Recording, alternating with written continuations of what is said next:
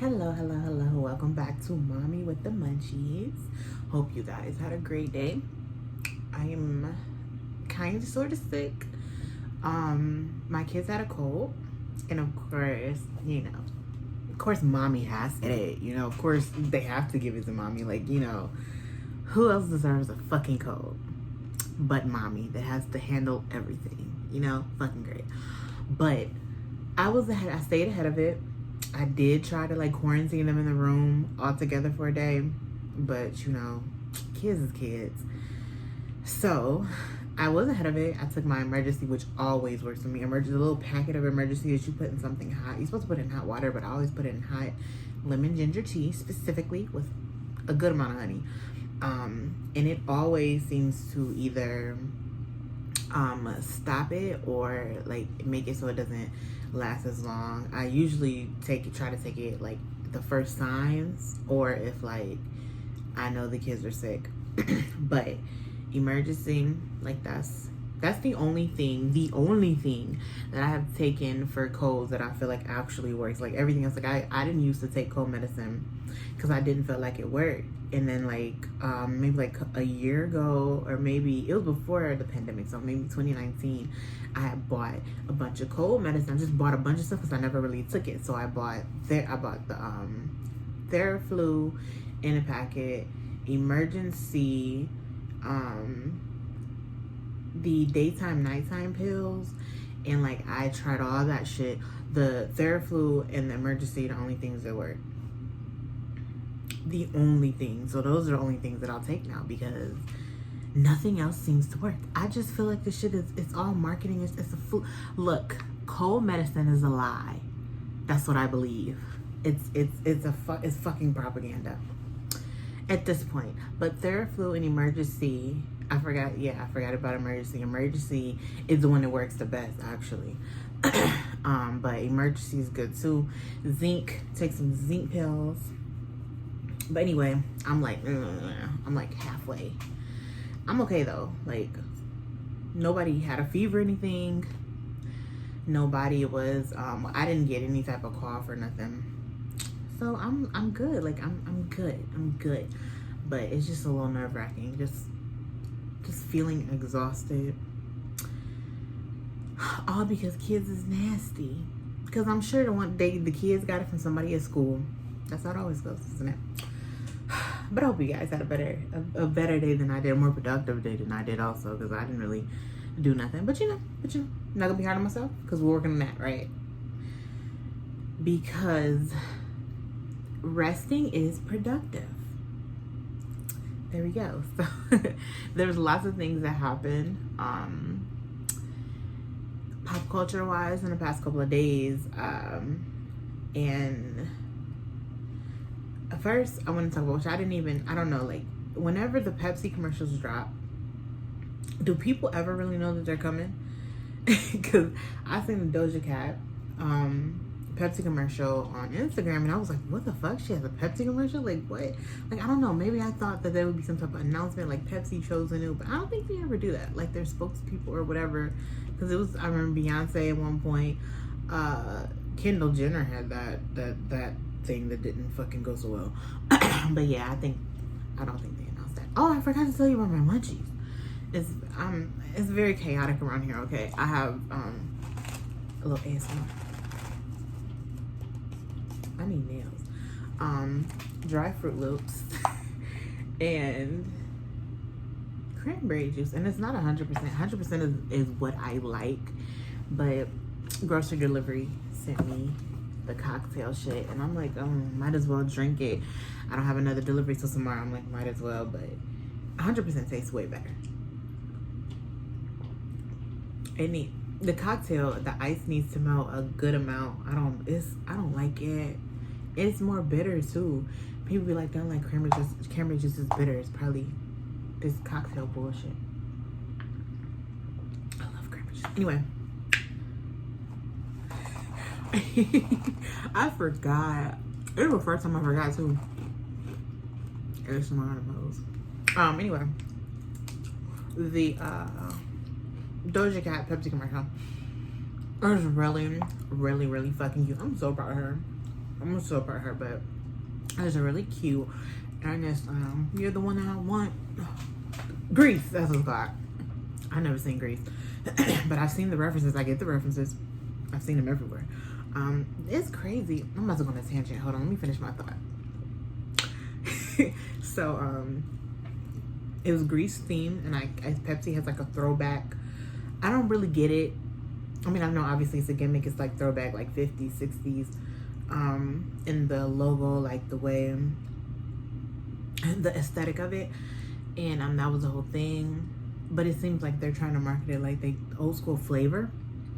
The fuck is old school flavor? Fucking racism? I don't fucking know. Fucking Jim Crow? Old school flavor? Let me look it up, because I was a little like, what?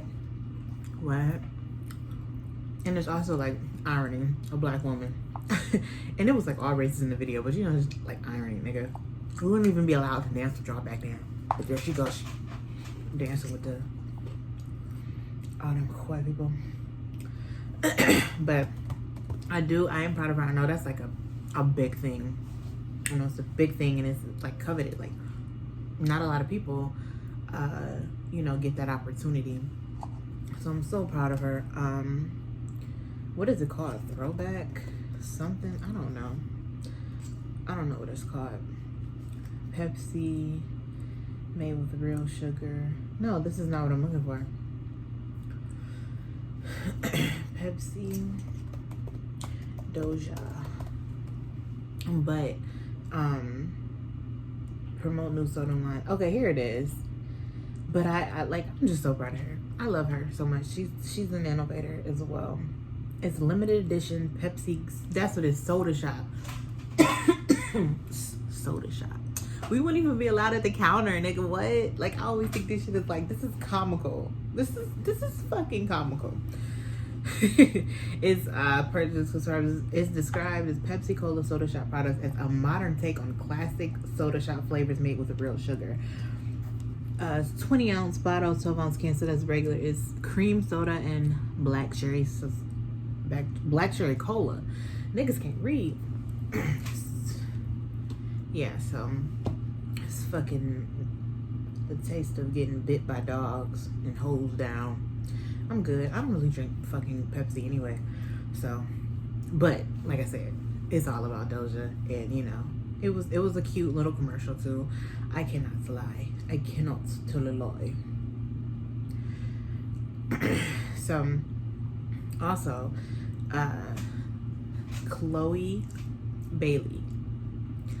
So let's first start off with her transitioning into a solo artist, a pop star. That is what she is being groomed to be, is a pop star. Like, and if I had to, and this is just based on the track that it's taking, even though I feel like her track is Chloe's road to where she's going is moving a lot faster. But if I had to compare anybody and say anybody's gonna be the next Beyonce, then it would be Chloe. And it's just, not only is Beyonce like, seems like her mentor, it's the way that her career is moving, albeit fast, it seems like the same type of trajectory as far as, you know, like, I don't want to say innocent, but like young girl stuff. But she did more like gospel, but it's like, you know, that young girl stuff, and then being in a group, hers was a duo, and being ready for that next transition. So I believe, because we're in the era we're in now, that Chloe is prepared for the next transition and has like the traction to go to the next transition being solo. I don't think Beyonce had that back then, because of it wasn't like the social media era. So Beyonce wasn't prepped and wasn't prepared and didn't have the traction and the fan base to go solo up until when she did. So she was with Destiny's Child for a long time, and it's like, okay, when the time's ready, the time was ready. So the time's right. When the time's right, the time's right. So I feel like Chloe's time is timed right because of the times that we're in. And I feel like she's going on that same, like, you know, opening up, becoming herself, becoming more of herself, becoming open, like transitioning into a young woman and like showing us that transition. And she's also an amazing singer, an amazing performer. Like, she be giving her all, okay? And like, I'm here for it. I'm in love with, like, I am in love with Chloe Bailey. So if I've ever met her, I will ask her to marry me. The third time we met, the third time we saw each other, because it can't be the first, that's kind of awkward, you know, but third time, I'm proposing. Anyway, oh, and then they put the accent mark. Now, that was another thing. Beyonce had the accent mark on her E, and because I was so young, I don't know if that was always the thing, but Chloe's going by a mononymous, which is one name. She's going by Chloe, and then all of a sudden everything has the dots on the O. Usually on Chloe the dots are on the E, but the dots are on the O. And that doesn't, I looked it up because I was like, this is real, like, you know, branding is branding, because I'm sure she's already what is it, trademarked her name and everything with that, because you can't just trademark Chloe without anything on it, you know. You can't. But I looked up with the dots how that would make an O sound. Bitch, it ain't Chloe no more. But it's about branding. It's about branding, and I love it. And Have Mercy video finally dropped. The way you hear these clips, artists put these clips on TikTok, and it becomes like a TikTok viral thing, and it's like, motherfucker, where's the song? And that's how a lot of songs have been. I can think of maybe 3 or 4. I'm not gonna say like a whole lot. I don't be on TikTok like that. But they'll play these little clips, and it'll be like a really good clip of the song, and they nowhere else is the rest of the song, and it's like a teaser basically. So Have Mercy was a teaser, and like, I honestly forgot about it, and then like she posted something about, you know, people asking about it. I'm like, oh yeah, like that did sound like a banger, sound like a club banger. I'm in the clubs, but a bitch can enjoy a nice club song every once in a while. So the video dropped. She is amazingly beautiful. Miss Tina was in the video. It was random. I don't get her cameo. Like, I didn't get it, but of course I love seeing her. Like, you know, fuck it. I'm cheap sometimes, nigga. Okay, bad, nigga. So the plot, I love these plots of these new videos now. These black women are so fucking creative, and it seems like they have way more control over their shit than they used to. Amazing. It kind of reminds me of the That Shit by Megan Thee Stallion. Her video, it was like, oh yeah, fuck these niggas, I'm all in, yes, sign me up. It's amazing. And of course, old dude from How to Get Away with Murder is fine as fuck, even though I heard some terrible stories about him, but you know, niggas is niggas gonna niggas, but he's fine as fuck. And Chloe is just the epitome of beauty. She was throwing ass. She was practically naked. I mean, I practically saw an ovary. Practically. It was amazing. I love it. I love it so much. And I like the song. People made a lot of jokes. And saying, you know, she sound robotic. Well, some part she does sound robotic, but I feel like that was just the flow of that one part of the song. And also how she doesn't enunciate. Nigga, I can't tell you, Lord have mercy, harder like I do. I don't know the words. I don't know what the fuck she's saying. She does not enunciate. But the beat slap, her voice be going. I can catch it. I can catch it. I don't know what the fuck she's saying, but you know, it's okay. It's okay. Niggas listen to K-pop, they don't know what the fuck they be saying then. Do you? No, nigga. The shit slap though. That's what matters. You feel it. You gotta feel it. So, I don't know. I love the video and I love the song. Like, I don't care that I can't. People are so much more critical on women, even though they say it about men, like mumble rappers. I don't think they make it as big of a deal because niggas still listen to it. Like, it ain't like, oh, I'm not gonna listen to mumble rappers. That'd be old niggas saying that. Like, they saying the song is trash. Like, I don't, because you can't hear? I don't understand that. They're saying the song is trash because you can't understand what she's saying. Like, what? What? How does the whole song trash because you can't understand her? And I feel like, I mean, I can understand bits and pieces. I mean, like, the beat slap. The beat goes hard. She has, like, nice flows on it. She's doing kind of like a sing rap thing on a lot of it. I love it. I love the concept of the video. I love the art direction, the costumes. Like, I really love the fucking details. I love the details. I love it. I loved, I mean, how many times did they say I love the video? Like, it was amazing. I just, shout out to her. I just,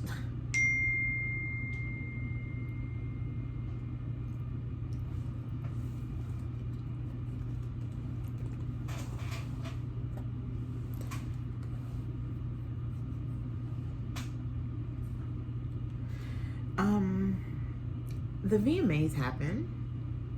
I don't really watch them anymore. It used to be like, it was before social media. It was like you didn't really get to see celebrities often. You really only saw them when they went to events and you caught like the red carpet or you watched like a show.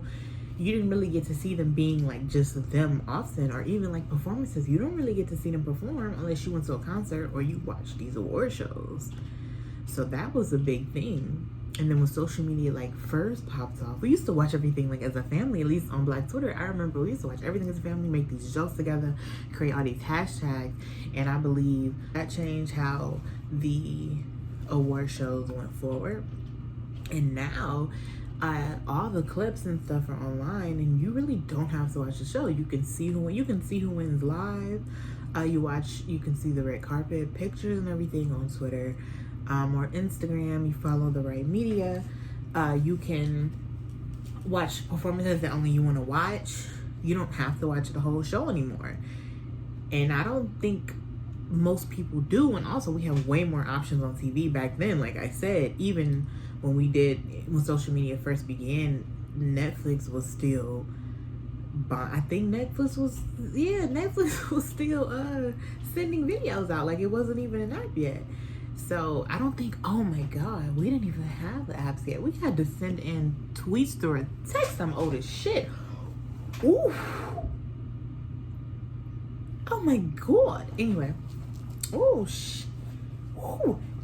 I don't think people watch the shows as much, like actually live watch these shows as much as we used to do. As much as we used to. But the first thing I want to talk about with the VMAs, like I said, I didn't watch it. I watched clips. I watched certain performances on online. So just, put that there. Justin Bieber won Artist of the Year.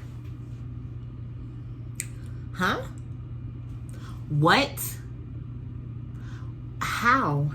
What the fuck? Did people vote on that? Is that something you vote for? Because I want to know how the fuck he won. First of all, over Doja Cat. She wasn't the only bitch in there that should have won. That was more deserving of the win than him. Is best artist. Oh, it's Artist of the Year. Do you vote for that? That's what I want to know. People vote? Do you vote for the VMAs? Oh, you do. So that's why he won. Ain't that some bullshit? Ain't that some shit? And that's another thing, fucking stands and shit. All like the shit that you vote for. It's like, all you have to do is have that stand fan base, because he shouldn't have won that shit. Doja Cat, first of all, Doja Cat was fucking nominated. Olivia Rodrigo, and that motherfucker, she got a run, and she be making me feel all types of things. I ain't never been in these situations. I'm old as hell, but I be feeling her little angst. She be singing her heart out. Megan Thee Stallion, Ariana Grande, Taylor Swift. I didn't know Taylor Swift was even doing anything this year, last year. But anybody else besides her should have won, besides Justin and Taylor Swift. And another thing, it was all women besides him. And of course he wins. The white man. What? I don't know. Sounds rigged. The game sounds rigged. Also, Lil Nas X won for Video of the Year for Montero, and that is amazing because like it is the video of the year. And as much as social media moves so fast nowadays, but some things really do stick, and that stuck for a minute. You'll get people talking like that, and it'll stick for a minute. The good things that don't have a lot of controversy to it, those things is like, oh my god, it's amazing. But if there's no controversy to the art, it really does not last long. But things like WAP and even Montero, Call Me By Your Name, more than Industry Baby. But all of those things have controversy attached to them, and that makes things last longer because people hate it.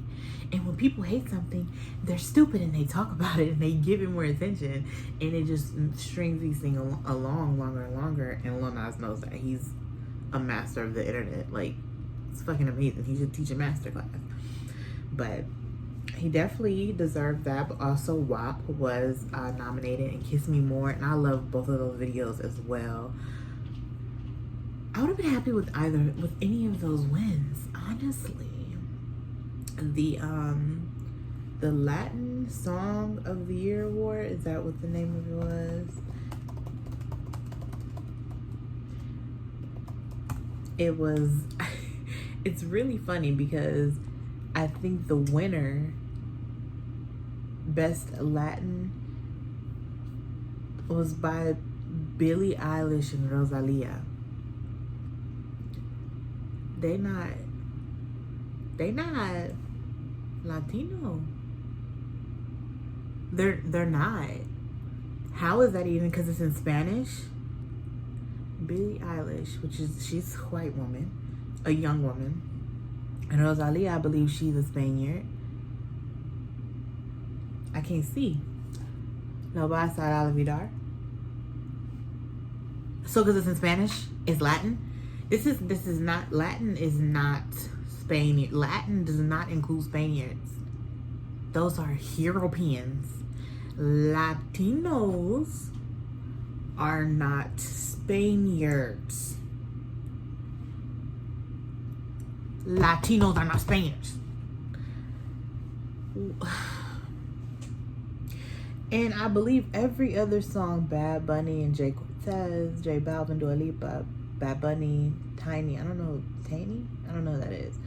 Black Eyed Peas, Shakira. I mean, I believe Shakira is Lebanese, but she grew up in Colombia, and she's hella Colombian. Like, so I guess that counts. I would say that counts. Karol G, I don't know who Karol G is, or Maluma. But yeah, I know who these people are. These people are also, they're Latino. Everybody, so the whites won over the Latinos in their own category. That's Rosalia won before. Oh my God, we losing recipes. Gatekeep. There are times when we need to gatekeep. There are times. I'm sorry to say it. There's times to gatekeep. There are times.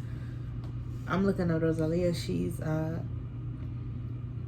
yep, she's a Spaniard. I don't like this. What the fuck? This is just so disheartening. But you know what? I want to talk about the outfits, gowns, beautiful gowns. I want to talk about the outfits because this is like, outfits may be my favorite part of the award shows, and then the performances. I think so. I was just, I be so enthralled, nigga. Look, you would think I was a fucking designer or something. I don't know shit about shit. I don't. I'm here to tell you I don't. I mean, like, I have an opinion. Like, technically, do I know anything technically about fashion? Have I studied fashion? Nigga, no. But I know what the fuck I like. I know what I think look good. And I kind of know what's in trend. Kind of, nigga. Thank you to ANTM. Knowing about shit I watching ANTM as a kid, I was knowing designers and shit. I didn't understand the gravity. Didn't understand how much that shit was, and like how popping that shit was in certain places. Grow up and it's like, nigga, they don't sell nothing for under like $5,000. Why did I know them? Why did I know their name? Let me take that on my memory bank. 'Cause shit, I don't need nothing like that taking up space. Ain't gonna do me no good. Anyway, so Megan Fox has jumped back onto the scene recently, and I hope she has some work coming up because I really do love her work. I want to see more scary movies. Oh my god, Jennifer's Body did not get it's just due. Anyway, she looks so good. She looks so good. She had a Mugler, like nude tan, nude, like it has some embellishments on it, and she had like a nude thong under it, so it was like sheer. It was sheer like all the way through, but the boot part of it was kind of like a bustier. It was like a different material. She had like the wet hair look, like the glossy wet hair, just got out the pool, like just sexy, sultry. Oh my god, she looks so fucking good. So fucking good. Sierra had on Tom Ford. It was a lace sheer, like all lace black sheer cut out in the middle of the boob. She looks so good. She had like a bun. Her hair was slicked back. She always looks fucking good. I mean, she got the type of body where like almost anything looks good on it, like for real. And I don't know, it was a long dress. I love her looks. I love her fashion sense. I love it. We have Bretman Rock. These are like my favorites. Bretman Rock wore the dress Aaliyah wore to the, I can't remember which, 2000 or 2001 VMAs. And it was the yellow and black dress, and she won, I think, 3 VMAs that night. It was yellow and black dress, and he wore like he got it out the archives, which is like, I didn't even know the nigga had that much pull. But he got the dress out the archives, so it was the actual dress she wore. And he had on these long like black leather like liquid boots. I did not like the boots with the dress, honestly. But I did like the whole ensemble, like all together, like the Roberto Cavalli dress with the boots. Like I said, but you know, overall the boots is the only thing. The boots was just like, it still looked good, but just comparing it to when Aaliyah wore it and she had like the they were like strappy, like little strappy, simple, heels. Goddamn, excuse me. Simple little heels. I don't know, I just like that more, but again, that's because I have something to compare it to.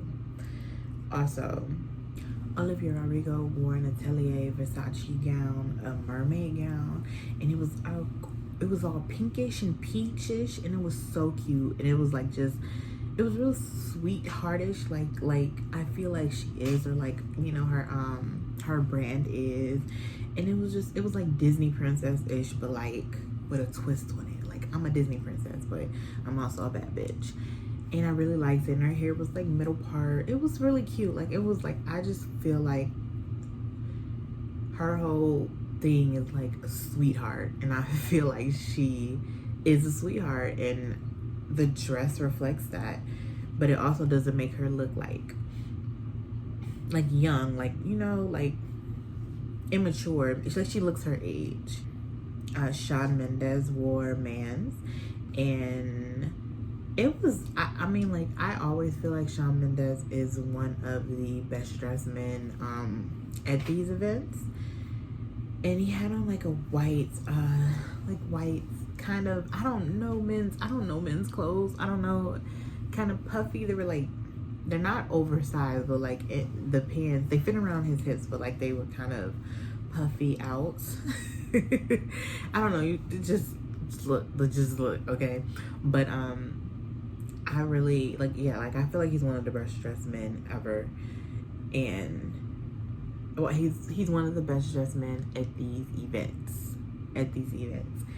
And I appreciate his style, and I appreciate him like kind of towing the line of masculinity and femininity. Like, I always think that's amazing regardless of gender.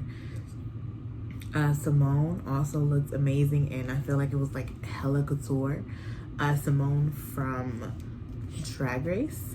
If you don't watch Drag Race, you need to watch Drag Race because it's fucking amazing. But Simone and Candy Muse, I walked the red carpet together. I didn't like Candy Muse's outfit at all. But we talk about Simone. Simone had on like this kind of yellow greenish highlighter-ish tint, like a puffy coat, and also like you see it.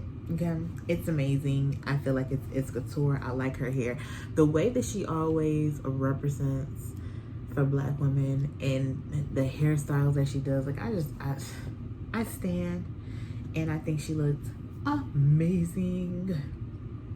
Who also looks amazing, and I don't want to upset anybody, but I feel like you guys wouldn't know either. Do you know Bella Porch? Apparently she's TikTok. She's a viral TikToker, and I think she might she might be the only person on my like best dressed list that I didn't even know who they were. But she had on this like long black, it was a coat. The coat had she looked amazing.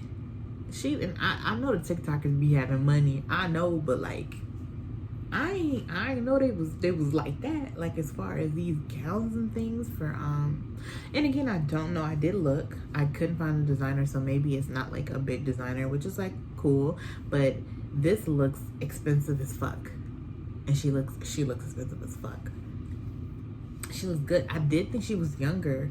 I think she's like 24. I thought she was way younger just looking at the close-ups of her face, but she looks amazing. Halle Bailey, Chloe and Halle. Halle wore this beautiful white gown. Oh my gosh. The Fifth Element vibes. Fifth Element's one of my favorite movies ever. Like, Lilu. Okay. Amen. Hallelujah. Hallelujah. That dress was amazing. She looked amazing. Showing off all them yitties. She looked cute. Okay. Ashanti wore a Michael Costello, a gown. It was barely there. She looked so much skin. That woman looks amazing, like amazing, and her style is minimal, like showing as much as she can, and I love it. Her body is amazing. Why wouldn't you want to show that off? Girl, I had that body. You'd never catch me wearing, so I wouldn't even own clothes. I wouldn't own clothes. I wouldn't have, my closet would be full of fucking video games, nigga, and purses. I wouldn't even own clothes. I just walk outside, ass out with a purse on. Billy Porter, a fashion icon, always looks fucking good. Always on my best dress list, my who the fuck cares, who are you best dress list. Metallic, and his thing is to do it up. That's what his thing, do it up. Your wildest fashion dreams, like whatever he is imagining in his head, he's going to do it. His makeup was fucking good. Like, he might have had the best makeup I saw all night. Outfit amazing, platform boots amazing. I just love everything that he does and everything he puts together. It just works. And then you have the confidence. When you have the confidence like that, you can pretty much make anything work, because you will fool people. And so you see somebody wearing a fucking skinned potatoes just taped to their body, and if they walk around with the confidence in the world, it'll confuse you. You're like, oh fuck, well, does it look good? Should I go skin some potatoes and tape them on my titties? You are really like the shit. It's Jedi mind trick, nigga. It's a Jedi mind trick. Confidence is a Jedi mind trick. If you fucking act like something, if you feel good in whatever it is, or if you have confidence in whatever you're doing, you can fool niggas into believing anything. And it's amazing. It's amazing. Even I don't think he's fooling me, because I think that shit is fire. But the confidence just adds layers to it. It's layers to it. So that's all of the people I have for my best looks. I want to go to the people that like I'm kind of like iffy about. Like, I don't know. Like, I look at it one day, I think I like it. I look at it another hour or two later, and it's like, ew. And I look at it another day later, and it's like, but wait. So let's talk about that. Doja Cat and her Vivienne Westwood. Today she wore Vivienne Westwood ensemble, and today I love it. But when I first written this out, it was kind of like, I don't know. I felt like it was thrown together. And I'm talking about her red carpet dress. She wore a bunch of different outfits because she was the host. And that's kind of one of the reasons I want to watch it, is she was the host. But I don't know, at first I was like, oh, it's just like thrown together, but like it's not. And she looks good, and them boots up to her thighs, dress just hanging off. Like today I think I'm in love with it. Another dress that I like today, I really like, but when I first wrote it down, or it wasn't just a dress, it's everything. And when I first wrote it down, I was kind of like, Casey Musgraves. The hat I think is what threw me off, and then also pulled a bitch back in, honestly, because when I first saw it, I'm like, what? I don't think the hat works. And when I saw it again, I'm like, she was like a rich ass, extra ass bitch in a country club, like somebody's rich ass auntie coming to steal somebody's man. Like I love it. And that's Valentino. She's a Valentino. I love it. I love it. Also, another one, I'm kind of undecided, and today I'm still undecided about it, is Normani's white a two-piece. I'm not really sure if it's a two-piece. It's by, I might pronounce this fucked up, Patrick Japagas, and I'm not sure if it's I think it's a one piece. It might be two piece, but it was like a really mini. The thing that threw me off about this is the shoe choice and then the jacket. I love the skirt part of it, but I didn't like the shoes and the jacket with that. I don't know. Like I said, I don't know shit about shit. I'm not. These are just amateur opinions, but I'm a tell them. I was a little on the fence about Lil Nas X. He also wore Atelier Versace and the Jerry curl wig. The wig is what did it.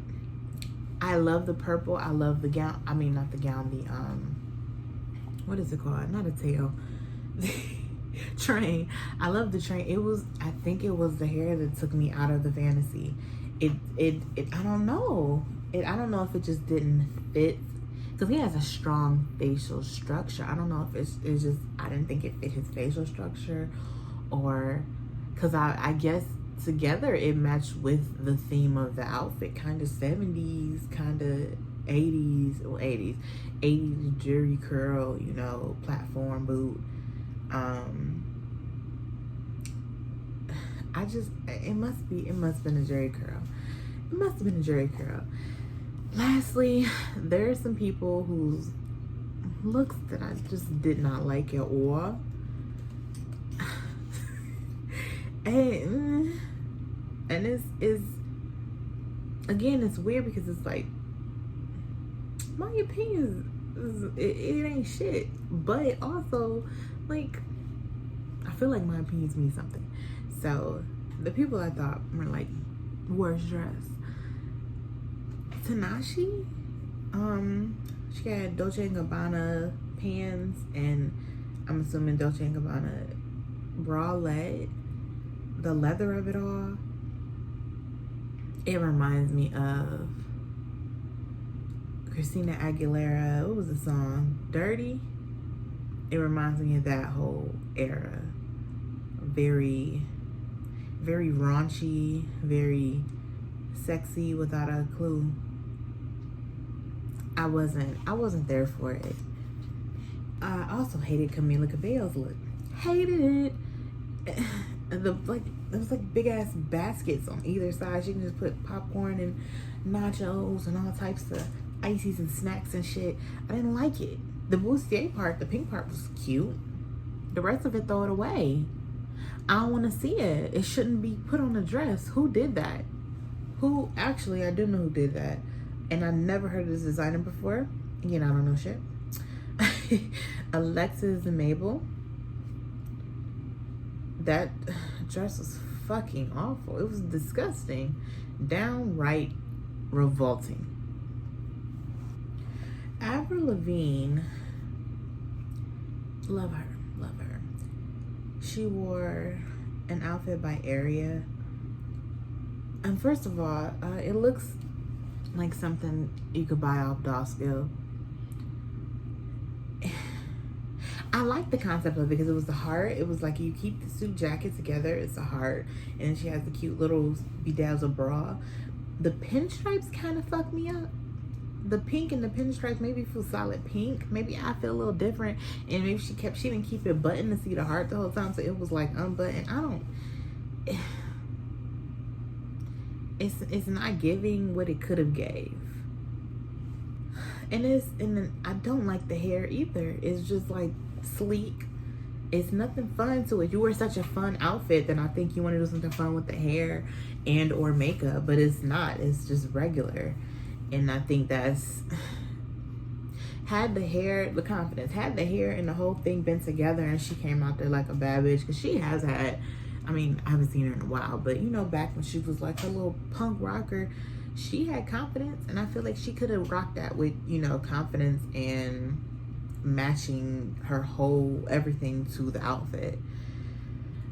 I love her so much. I already expressed how much I love this woman. But Chloe wore that silver dress. She looked like the to-go place that they like put into a swan. On TV, they like take the aluminum foil and they make a little swan. And that's how you take your food home in the aluminum swan. And there's a spoon on it. And I looked up what the spoon was, and it was like the spoon when the dress was, when they came out with the dress and they did like the shoot or whatever, it was supposed to be like, it's supposed to represent pre-pandemic, like eating with friends and shit. Oh my god, I hated it so much. It makes me so angry. And then they put the baby ears on her, but they were like, it was oh, I hated it. I've hated everything about it. Chloe is beautiful. Chloe is talented.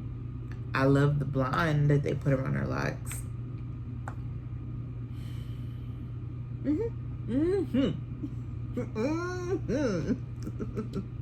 That's enough of the VMAs. I want to talk about the activists. Did you guys see the big hullabaloo over this new show called The Activists? Well, this was supposed to be a reality show, a reality competition show a la X Factor. You seen X? I haven't seen X Factor, but I know you eliminate people and you find a winner, but they have like, don't they sing and shit? This was going to be activists, people that are fighting for real shit. They were going to be competing against each other for money to help the world. Do you know how many people ideas have to go through before it is filmed, and they go through more people before it is picked up? And all of these people greenlit this bullshit. We are in our last days. So, reality TV show, they're playing to pit activists against each other in an X Factor style contest judged by celebrities, one of which is Priyanka Chopra. I think Priyanka Chopra, And she's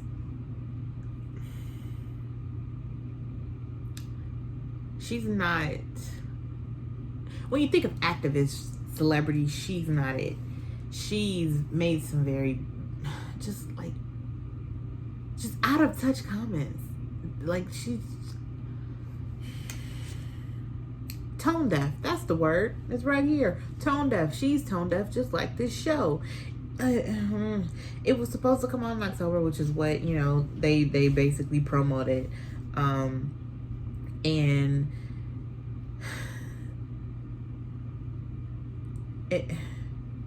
so many people, the internet went nuts over this because, like, it's fucking dumb.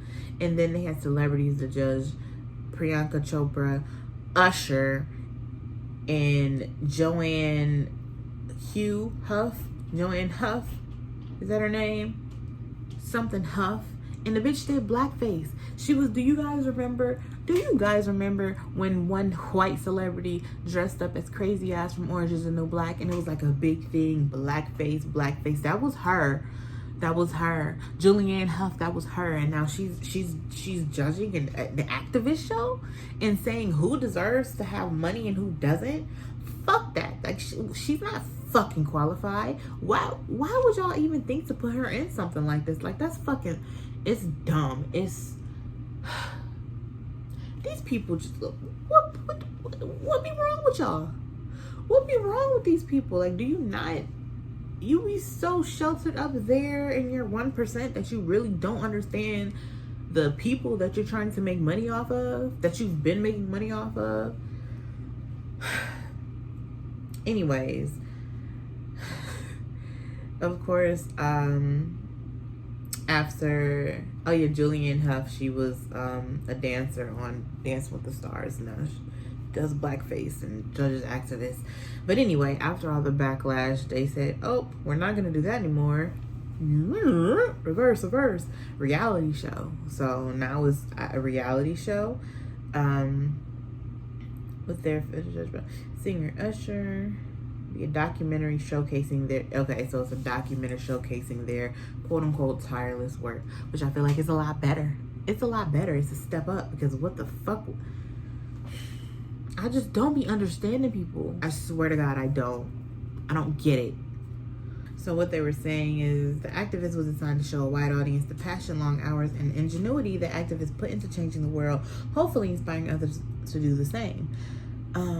However, it has become apparent the format of the show has, as announced, distracts from the vital work these incredible activists do in their communities every day. The push for global change is not a competition and requires a global effort. As a result, we are changing the format to remove the competitive element and reimagining the concept into a primetime documentary special, air date to be announced, because now they got to rework it all.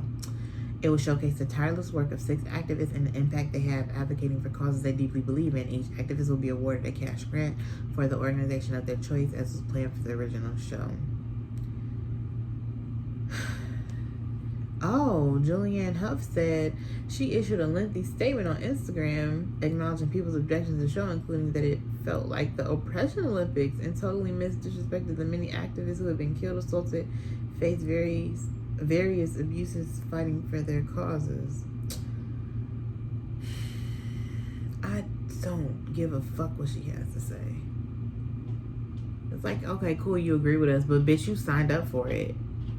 Nobody had any other perspective on this show.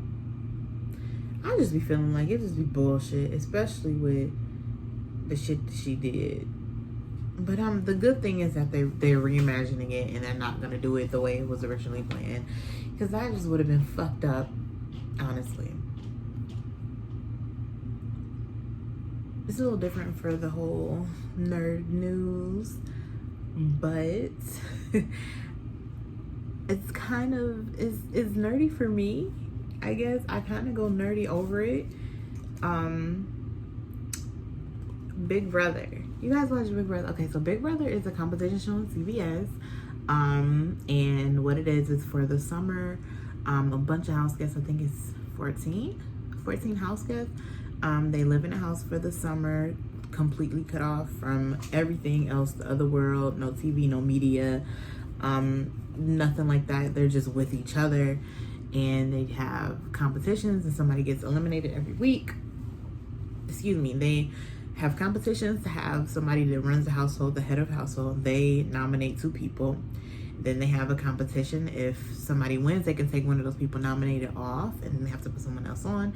Then everybody votes to eliminate, and that happens every week until there's 2 people left in the house. And then the last few people that were eliminated, they live in a jury house where they're still cut off from the outside world, and they kind of like watch the show on tapes or whatever. I'm sure it's not tapes anymore, but they watch the show together, and they talk about what they like. When they come in, they say, oh, like, you know, this hasn't happened, and they give other information, and then they vote on the last 2 people in the winner. First place winner used to get 500,000. I think second place was half of that, 250,000, if I'm not mistaken. It may be way less than that. I think it's 250,000, but this season is 750,000. Big Brother is on their 23rd season, and they have not had a black winner. Besides on Celebrity Big Brother, Tamar Braxton won, and that was the first black winner ever of any of the Big Brothers. But the regular Big Brother, it's been 23 seasons, 20 years, and no black winner. And I do not think that there's been a black runner-up either. I've watched this show since I was a kid.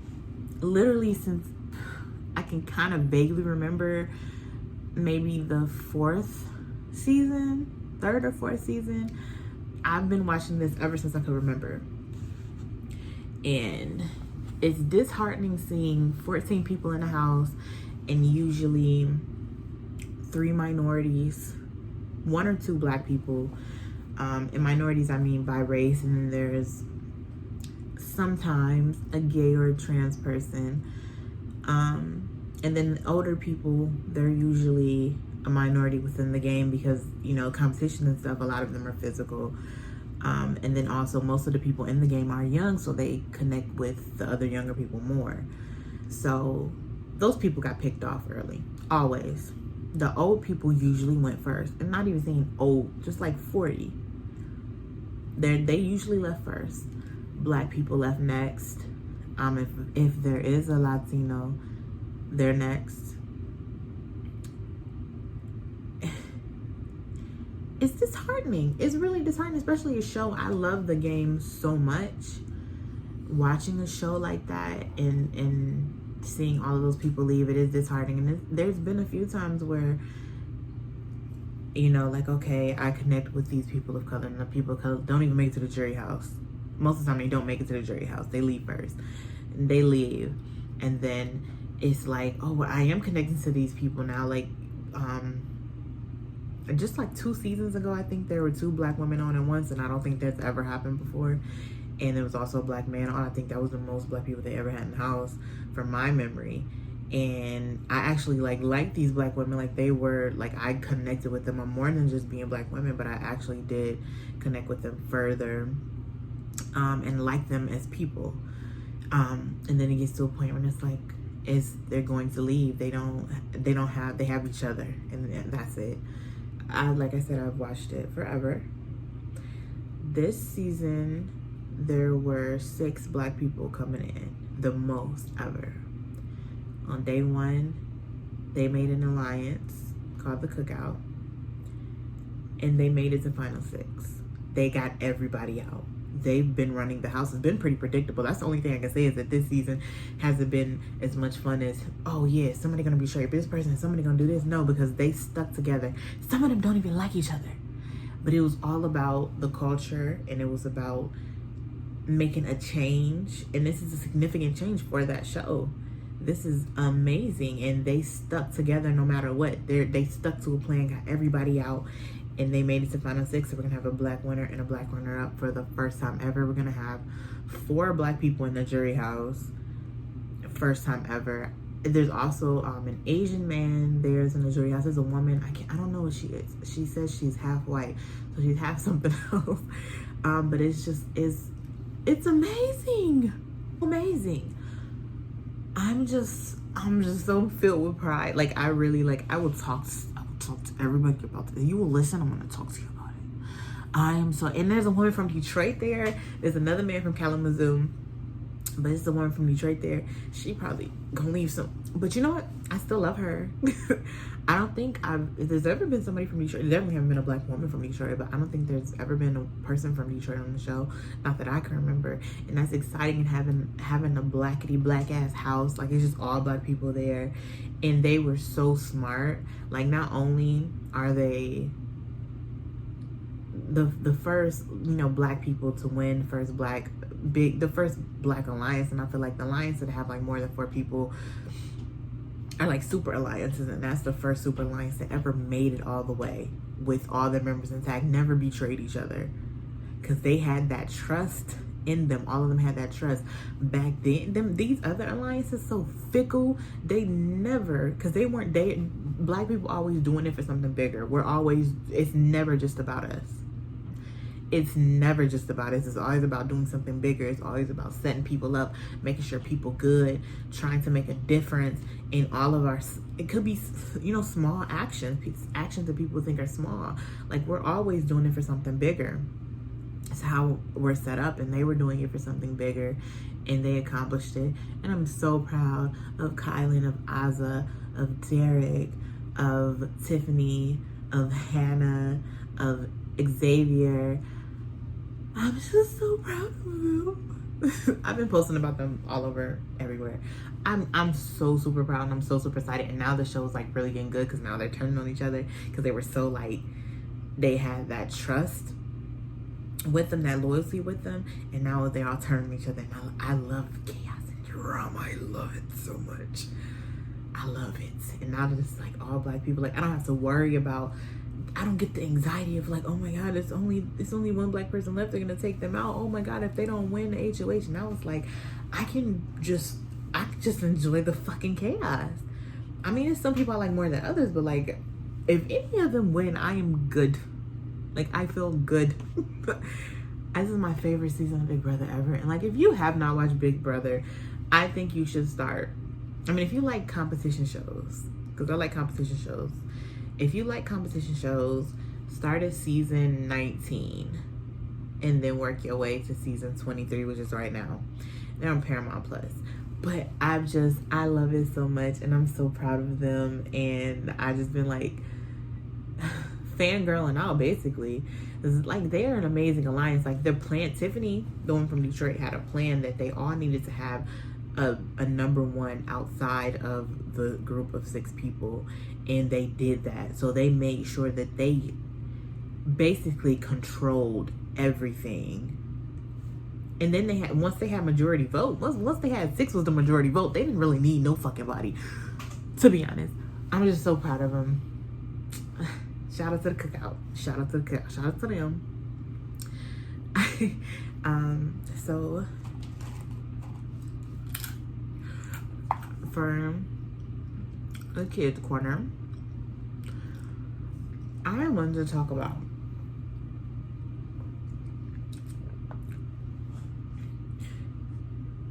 letting kids express themselves. And I mean that not only in like creative ways, like in art. Like, my son, my 5-year-old, wait, he's 6. He's 6. He draws. He's an artist, like, for real. He can draw probably better than me. And he is amazing. I can draw a little bit. He's amazed whenever I draw something for him. He's like, you did that? He's amazing. He's an amazing artist. And he used to, when he had an iPad, he made trailers on his iPad, movie trailers. And he does his coding game. Like, this little nigga is amazing. He's an asshole for sure, but he's amazing.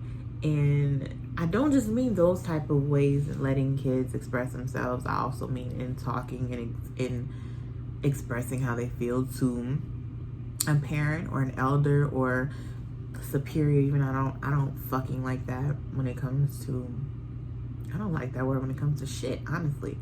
But you know, just people that are older than them, people that are that's really it. People, I can't really explain it any other way. I mean, guardians, because I think kids are people, and I think that we're equal in a sense of just being people. Of course, I know more things and I can do more things because I've been around longer, but we're still kind of equal. I mean, they don't pay bills.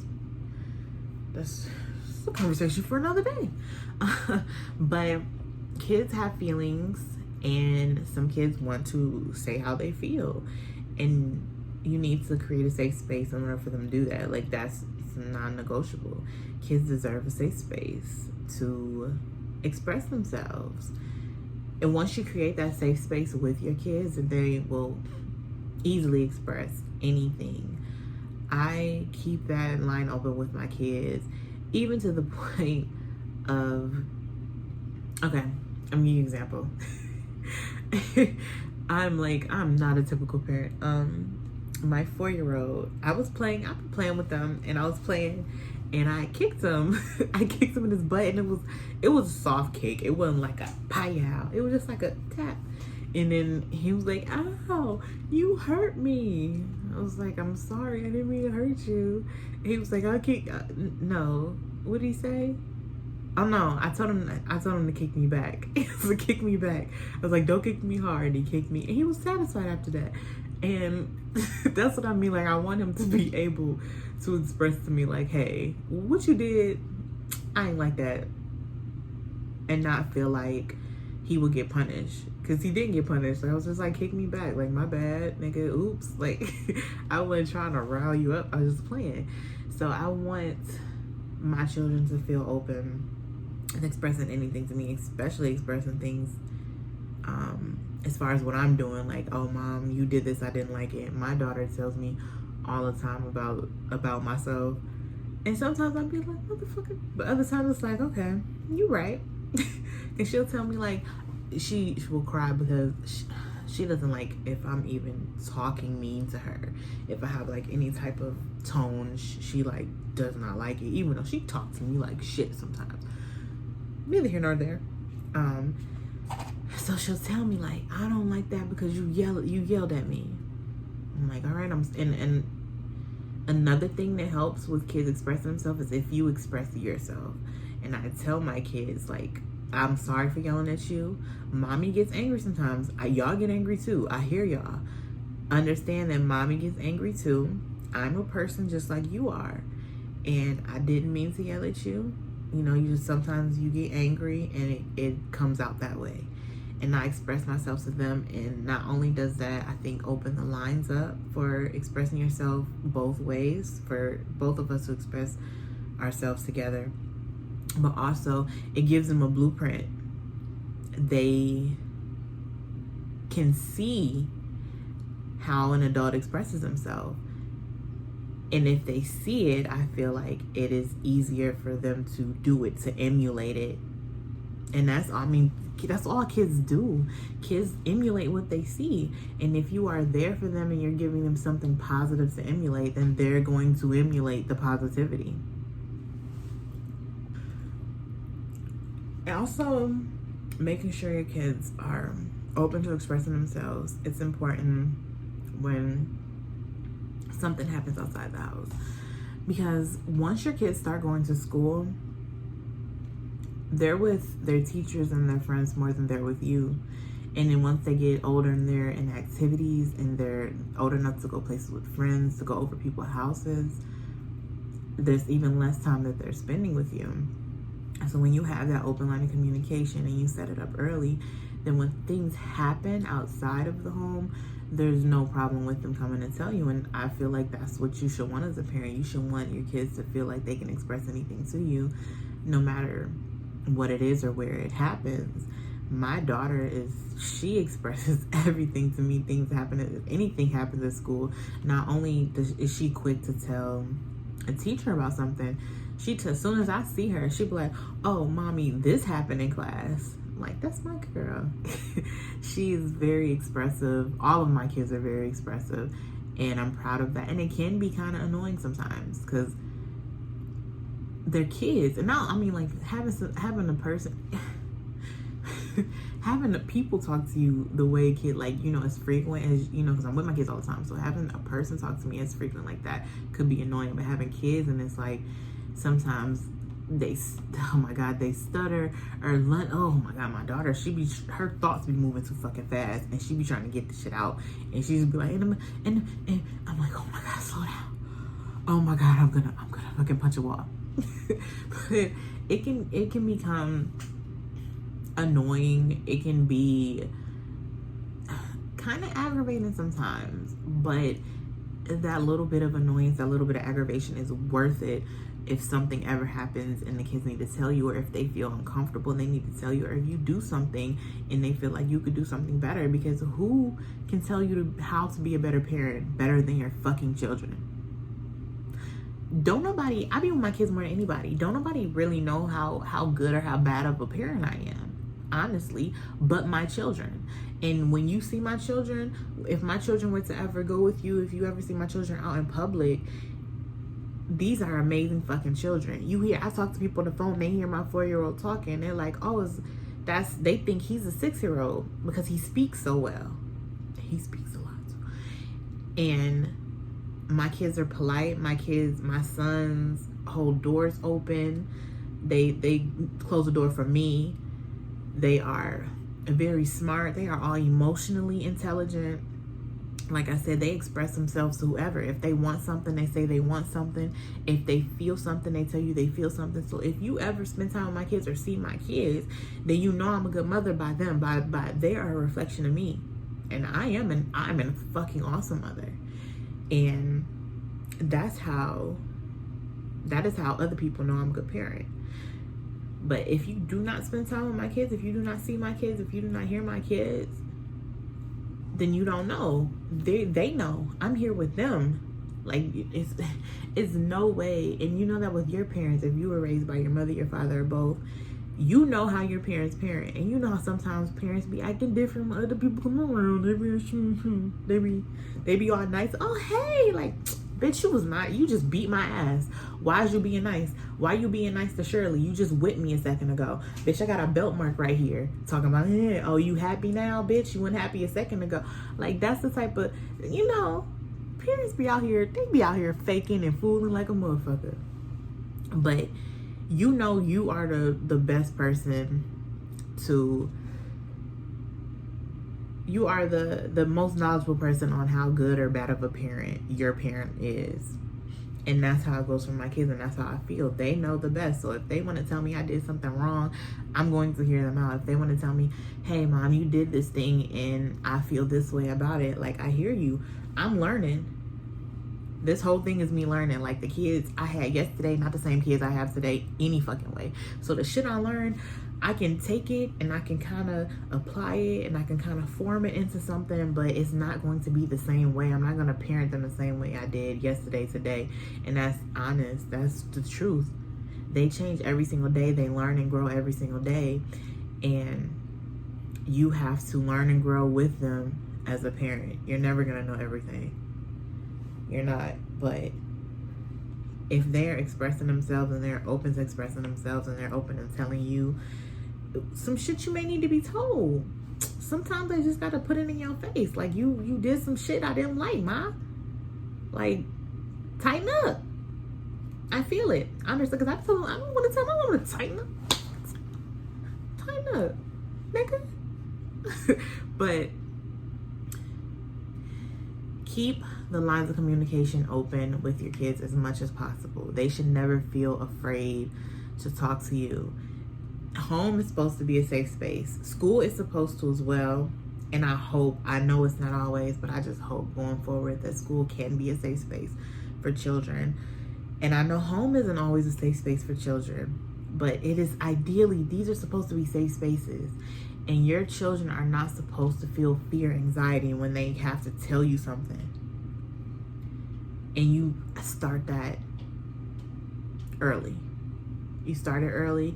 Make sure they know that they can tell you how they feel. Make sure that they know that they can tell you about yourself without feeling like they're going to get a punishment or a repercussion. Because that's not fucking fair. If you wanted to criticize somebody at your job, Do you feel like you should get your ass beat because of it? If you want to tell your boss, or if you want to make a complaint about your boss, you think that your boss should beat your ass in the parking lot? It don't make sense, do it. Listen to your kids. Let your kids express themselves. Express yourself to your kids. Be open. Be honest. I mean, I'm not an expert. I got 3 of them niggas. I'm just telling you what I know. I'm telling you what I know.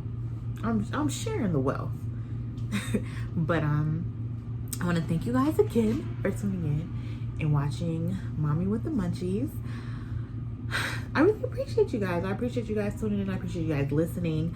I appreciate you guys giving me a chance, because I'm just appreciative. I'm appreciative of every day, and I'm appreciative of every good thing that comes my way. And I hope you guys are too. I hope you guys are living in light. I wish you guys many blessings and many triumphs for the week, and I will see you guys soon.